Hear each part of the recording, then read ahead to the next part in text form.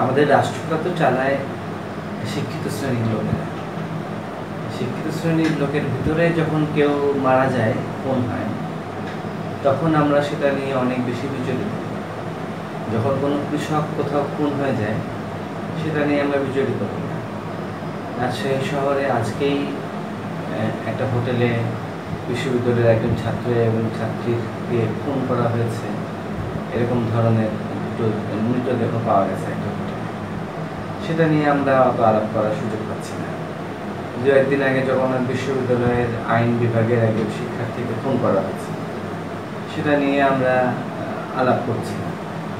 আমরা হত্যাকাণ্ডগুলোকে বাছাই করি যে কোনটা আমাদের ভিকটিম আর কোনটা অন্যদের ভিকটিম। ভিকটিমের মেরিট বিবেচনা করে আমরা বিচলিত হই অথবা বিচলিত হই না। তা আমার বিবেচনায় খোদ খুন জিনিসটা কেন হয়, খোদ খুন জিনিসটার সামাজিক, অর্থনৈতিক, রাজনৈতিক কারণগুলো কী কী, সেই জায়গাটাতে আমাদের মনোযোগ দেওয়া দরকার। খোদ খুন জিনিসটা কি বাংলাদেশে আসলে অবৈধ? বাংলাদেশ রাষ্ট্র এবং তার বল প্রয়োগকারী আইন শৃঙ্খলা রক্ষার প্রয়োগকারী সংস্থাগুলো তো মানুষ খুন করে চলেছে।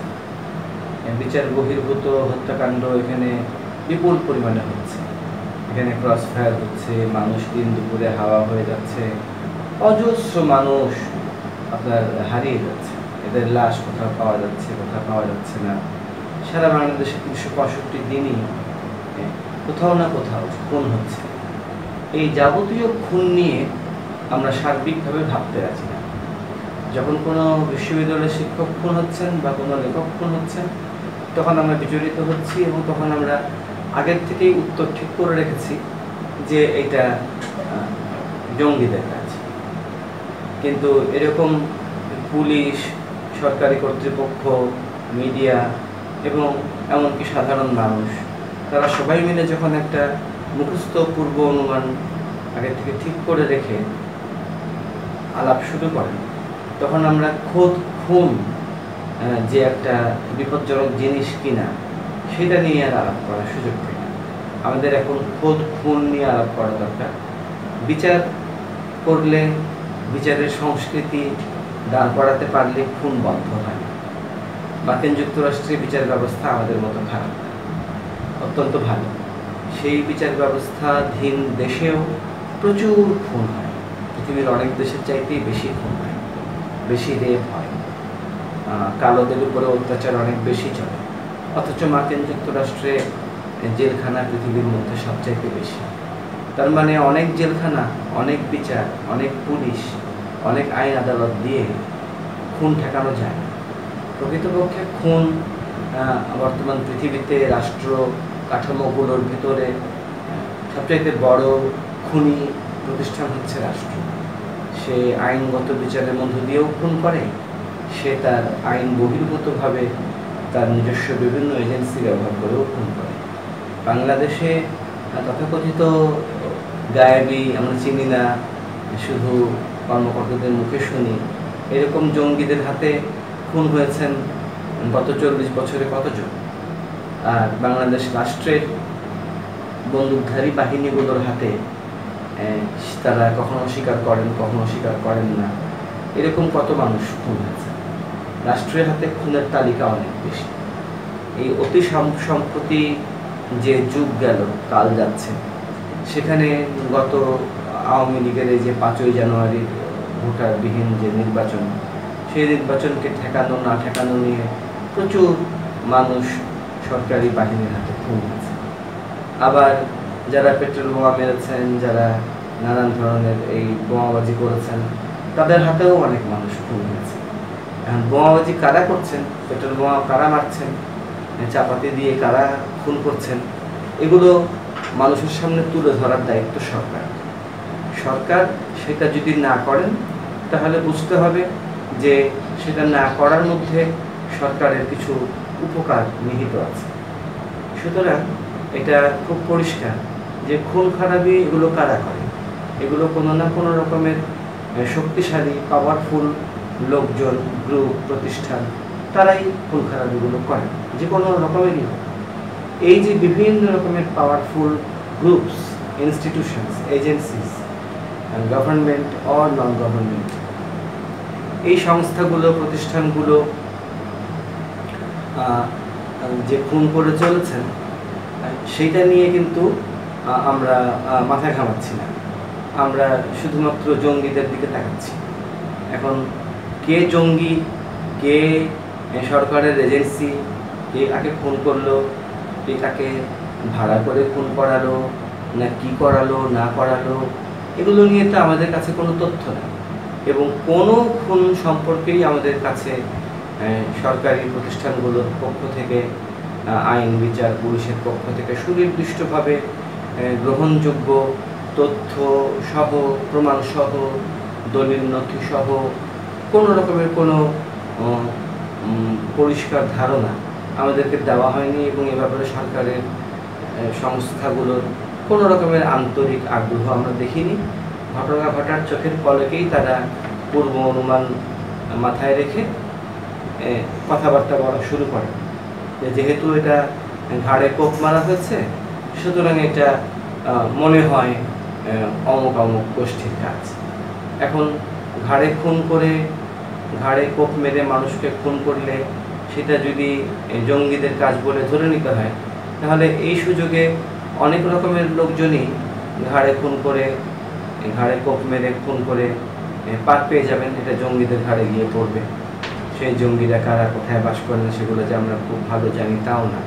কিন্তু বাংলাদেশ রাষ্ট্র ইতিমধ্যেই অত্যন্ত নিপীড়ক, অত্যন্ত খুনে একটা রাষ্ট্র কাঠামো তৈরি করেছে। এর প্রতিষ্ঠানগুলো যেমন ধরেন র্যাব, তার ক্রস ফায়ারের গল্প দিয়ে নিয়মিত মানুষকে খুন করে যাচ্ছে। আর ইদানিং তো পুলিশের নামে, গোয়েন্দা সংস্থার নামে লোকদেরকে তুলে নিয়ে যাওয়া হচ্ছে, এবং গোয়েন্দা সংস্থাগুলো বা পুলিশ, তাদের কোনো দায় নাই যে তাদের নাম দিয়ে এগুলো কারা করলো। তারা শুধু বলছেন এগুলো আমরা করিনি, আমাদের নাম দিয়ে যদি অন্য কেউ করে সেটার দায়িত্ব তো আমাদের না। কিন্তু আসলে পাওয়ারফুলরাই খুন করে, এবং পাওয়ারফুলদের ভেতরে, সর্বপ্রকার পাওয়ারফুলদের ভেতরে, সরকারি, বেসরকারি, আধা সরকারি, সরকার বহির্ভূত সর্বপ্রকার পাওয়ার গ্রুপগুলোর ভেতরে কোনো না কোনো রকমের নেটওয়ার্কিং থাকে। পাওয়ারফুলেরা পরস্পরের সঙ্গে মোটের উপর বোঝাপড়া না করে বড় বড় খুন খারাপির দিকে যান না। খুন খারাপির ক্ষমতা, ক্রাইম করার ক্ষমতা ক্ষমতাসীনদেরই বেশি, পাওয়ারফুলদেরই বেশি, এবং এই সর্বপ্রকার পাওয়ারফুলরা কোনো না কোনোভাবে আমাদের এই সার্বিক রাষ্ট্র কাঠামোর ছাতার নিচেই কাজ করে। তো এগুলোর জন্য রাষ্ট্র যদি অন্যকে দোষারোপ করা শুরু করে, তাহলে তো হয় না, রাষ্ট্রকে দায়িত্ব নিতে হবে। আর রাষ্ট্র যদি মনে করে যে না, আমরা এই সমস্ত খুন খারাপি কারা করছে না করছে সেগুলো আমরা খুঁজে বের করতে পারবো না, তো তাহলে পরে রাষ্ট্রকে দায়িত্ব ছেড়ে দিতে হবে, আমাদেরকে সরকারি ছুটি ঘোষণা করতে হবে, সরকারের জন্য ছুটি ঘোষণা করতে হবে। এটা গেল একটা দিক। আর খুন জিনিসটা তো অবৈধ না। উপযুক্ত কারণ থাকলে, সরকার যদি মনে করেন যে উপযুক্ত কারণ আছে, সরকার মানুষকে মেরে ফেলতে পারেন, সেটা ফাঁসিয়ে দিয়ে পারেন, সেটা ক্রসফায়ার করে পারেন, কে জানে সেটা গুম করেও পারেন কিনা, অন্যভাবেও পারেন কিনা, সেগুলো আমরা জানি না। আবার অন্যান্য যে শক্তিশালী গোষ্ঠীগুলো আছে, তারাও যদি তাদের দিক থেকে উপযুক্ত কোনো কারণ নিজেদেরকে বোঝাতে পারেন, তাহলে তারাও বৃহত্তর স্বার্থে, জাতির স্বার্থে, অমুক মতাদর্শের স্বার্থে, তমুক মতবাদের স্বার্থে, অমুক রাজনীতির স্বার্থে মানুষকে খুন করা যায়। মানে খোদ খুন নিয়ে আমাদের আপত্তি নেই। আমাদের কাছের লোকেরা খুন হলে তখন আমরা সেটা নেই করার দিকে একটু বিচলিত হই, এই আর কি। কিন্তু ফরিদপুরে বা মাওয়ায় বা বাগমারায় বা রংপুরে মানুষ যখন খুন হয়ে যান, ঝিনাইদহে যখন ইসলামী ছাত্র শিবিরের পরিচয়ওয়ালা একের পর এক ছাত্রের মৃতদেহ এখানে ওখানে পাওয়া যায়, হ্যাঁ, তখন সেগুলোও খুন। সেই খুনগুলোকে নিয়ে আমরা কথা বলি না। আমরা যদি খুনকে ভাগ করি, গুরুত্বপূর্ণ খুন, গুরুত্বহীন খুন, কিছু মানুষের খুন হওয়াটা অনেক বেশি গুরুত্বপূর্ণ, আবার কিছু মানুষের খুন হয়ে যাওয়াটা তেমন গুরুত্বপূর্ণ না। আমরা যদি এগুলো করি তাহলে পরে আমরা মূল প্রশ্নটা থেকে সরে যাব। মূল প্রশ্নটা হচ্ছে যে সমাজে খুন কেন হয়? যে দেশে অনেক বিচার ব্যবস্থা চালু আছে সেই সব দেশেও তো খুন খারাপি কমে না। সুতরাং শুধু বিচার দিয়ে আর আইন আদালত দিয়ে খুন বন্ধ করা যায় না। আপনি যদি ছোট ছোট বদ্ধ জলাশয়গুলো রেখে দেন তাহলে মশার উৎপত্তি হতেই থাকবে। তো মশার উৎপত্তি নিয়ে আপনি যদি গোড়ায় যেতে চান তাহলে আপনাকে এই ধরনের জলাশয়গুলো বন্ধ করতে হবে। তো সমাজে যাবতীয় অপরাধ, খুন খারাপি এগুলোর পেছনে আর্থসামাজিক, রাজনৈতিক, বৈষম্যগত নানান ধরনের ঘটনা আছে। সেই ঘটনাগুলোর সঙ্গে খুনের কি যোগাযোগ আছে বা নাই সেগুলো যদি নিয়ে আমরা আলাপ না করি তাহলে আমরা খোদ খুন জিনিসটা গোড়ায় যেতে পারবো না। আজকে এক্স খুন হবেন, কালকে ওয়াই খুন হবেন। রাজশাহী বিশ্ববিদ্যালয়ের টিচাররা বেশি করে খুন হচ্ছেন কেন, এরকম প্রশ্ন অনেকে করছেন এবং প্রশ্নটা রাজশাহী বিশ্ববিদ্যালয়ের শিক্ষকদেরকেই করছেন। ভিকটিমদেরকেই প্রমাণ করতে হবে যে কেন এখানকার লোকেরা বেশি ভিকটিম হয়। জুলিয়ান অ্যাসাঞ্জ একবার ইমরান খানের ইন্টারভিউ নিতে গিয়ে বললেন যে তোমাদের দেশের প্রধানমন্ত্রীদের থেকে অভ্যাস হয়ে যাচ্ছে যে খুন হয়ে যাওয়া। তো এখন মনে হচ্ছে যে এটা আমাদের ভিকটিমদেরই অভ্যাস। হ্যাঁ, কেন আমরা খুন হচ্ছি সেটা আমাদের এলাকাতে কোনো বিশেষ মুশকিল আছে কিনা সেটা আমাদেরই মুশকিল। রাষ্ট্রের কোনো মুশকিল নেই, রাষ্ট্রের কোনো দায়িত্ব নেই। রাষ্ট্রের কোনো মুশকিল যদি না থাকে, রাষ্ট্রের দায়িত্ব যদি না থাকে, এখানে মোট আইন শৃঙ্খলা রক্ষার নামে কত রকমের অস্ত্রধারী সরকারি বাহিনী যে আছে তার তালিকা প্রণয়ন করা কঠিন। 18, 19, 20, 22টা এরকম বাহিনী হয়তো আছে।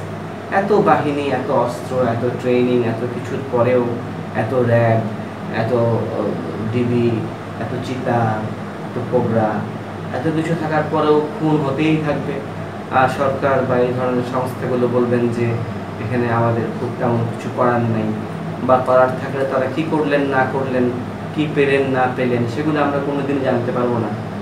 কিসের ভিত্তিতে তারা কথা বলছেন সেগুলো আমরা কখনো জানতে পারবো না। তাহলে পরে সেই সমস্ত কথায় আমরা কেমন করে আস্থা রাখবো?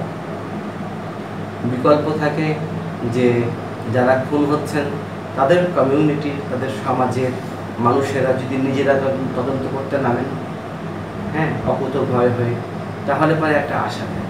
আমাদের নাগরিক সমাজ যদি নিজেরা স্বাধীন তদন্ত কমিশন গঠন করে সাহসের সঙ্গে, সততার সঙ্গে এই খুনগুলোর আপনার অন্ততপক্ষে তালিকা প্রণয়ন করেন এবং এগুলো তদন্ত করেন, তাহলেও হয়তো আমরা কিছু তথ্য পেতে পারি।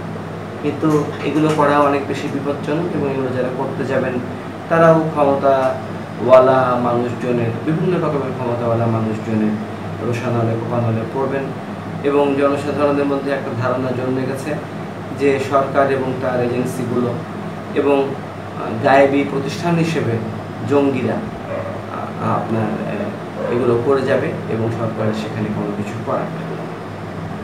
এই পরিস্থিতি থাকলে আজকে আমি, কালকে আপনি, পরশুদিন আরেকজন খুন হবে এবং খুনের পরে কী কী ধরনের অনুষ্ঠান করতে হয় সেই অনুষ্ঠানগুলো আমরা একটা পর একটা করে যাব। পুলিশের অনুষ্ঠান করবে, ক্রাইম সিন বানাবে, সাংবাদিকেরা তাদের অনুষ্ঠান করবে, ক্যামেরা নিয়ে এসে হাজির হবে, কোনো রকমে কাভার করে আরেকটা প্রোগ্রামের জন্য দৌড়াবে। এগুলো তাদের জন্য চাকরি, পুলিশের জন্যও এটা চাকরি। আমাদের বিশ্ববিদ্যালয়ের ক্ষেত্রে যখন খুন হয় আমাদের সহকর্মীরা কিছু বক্তৃতা করেন, এটা সেটা বলেন, তারপরে তারা 4-5টা কর্মসূচি ঘোষণা করেন এবং আজকেও শিক্ষক সমিতির সভাপতি বলেই ফেললেন যে অমুক অমুক অমুক অমুক সময়ে এরকম এরকম সব প্রোগ্রাম আছে, আপনারা সবাই অনুগ্রহ করে এই অনুষ্ঠানগুলোতে যোগ দেবেন। মানে আমরা এখন মৃত্যু উদযাপন করব, আমরা এখন আমাদের ভাই বোনেরা খুন হয়ে যাওয়ার পরে কি করতে হয় আমরা সবাই জানি। আমাদের ভূমিকা আছে, আমরা প্রতিবাদ করব, পুলিশের ভূমিকা আছে, পুলিশের কাজ করবে, মিডিয়ার ভূমিকা আছে, মিডিয়ার কাজ করবে। এরকম করে আমরা অভ্যস্ত হয়ে যাচ্ছি, কি করতে হয় আমরা জানি। যদি আমরা না জানতাম যে ধরনের একটা খুন হয়ে যাওয়ার পরে আমি কি ভূমিকা পালন করব, তাহলে একটু আশা থাকতো, তাহলে হয়তো আমরা একটু ভাবতাম যে কি করা যায়। কিন্তু এখন আর কোনো ভাবার সুযোগ নেই। অতীতের খুনগুলোর মধ্যে দিয়ে মিডিয়া আমাদেরকে শিখিয়ে দিয়েছে পুলিশ এটা করবে, মিডিয়া এটা করবে। খুনের এলাকার লোকজন, আত্মীয় স্বজন তারা এই ধরনের কথা বলবেন। সরকার এবং সরকারের দিককার লোকেরা জঙ্গি জঙ্গি জঙ্গি জঙ্গি বলে খুঁজবেন, আর আমরা বলতে থাকবো যে জঙ্গি জঙ্গি জঙ্গি জঙ্গি আমরা বুঝি না। আমাদেরকে খুব পরিষ্কার করে এটা তদন্ত করে খুঁজে বের করে আমাদেরকে জানাতে হবে প্রত্যেকটা খুন কে করেছে, কেন করেছে, কারা করেছে। এই খুব সুনির্দিষ্ট তথ্য প্রমাণ সহকারে যদি আমরা ভাষ্য না পাই, তাহলে আমরা সরকারি বেসরকারি রাজনৈতিক দলের এবং অন্যান্য মানুষের, পেশাজীবীদের, ছাত্র শিক্ষকদের, রাম জনতার কোনো কথাই আমরা গ্রহণযোগ্য বলে বিবেচনা করতে পারব না। ফলে মূল জিনিসটা আমাদের বাইরে চলে যাবে। দণ্ডবিধি কী, শাস্তি কী, খুন কী, জেলখানা দিয়ে খুন কমানো যায় কি না, খুন সম্পর্কে ক্রিমিনোলজিস্টদের, অপরাধ বিজ্ঞানীদের ধারণা কী, সেই সমস্ত জিনিসগুলো নিয়ে খুনের পেছনকার মনস্তত্ত্ব কী, খুনের পেছনকার বৈষম্য, আর্থসামাজিক রাজনৈতিক ঘটনাগুলো কী, খুনের পেছনকার আরও অন্যান্য কোনো বিষয় আছে কি না, এগুলো সব নিয়ে আমরা যদি অনেক যত্ন করে অনেক সময় ধরে কাজ না করি এবং খুন এবং অপরাধ যে সমস্ত সামাজিক ওই যে বদ্ধ জলাভূমিগুলি, মশার বেলা যেটা বললাম, ওরকম বদ্ধ জলাভূমিগুলিকে আমরা যদি বন্ধ করে যেতে না পারি, তাহলে পরে এগুলো চলবে। ওই বাকিটা যেটা চলবে সেটা আমাদের অনুষ্ঠান মালা চলবে। এই যে আপনার সাথে আমি আলাপ করছি, এটা সেই অনুষ্ঠান মালারই অংশ। আমরা লাইভ মৃত্যু অনুষ্ঠান মালা উদযাপন করছি। এটা লাইভ সম্প্রচার না, আমরা নিজেরাই লাইভ অনুষ্ঠান করছি, তাজা অনুষ্ঠান, সম্প্রচার করি। এই তো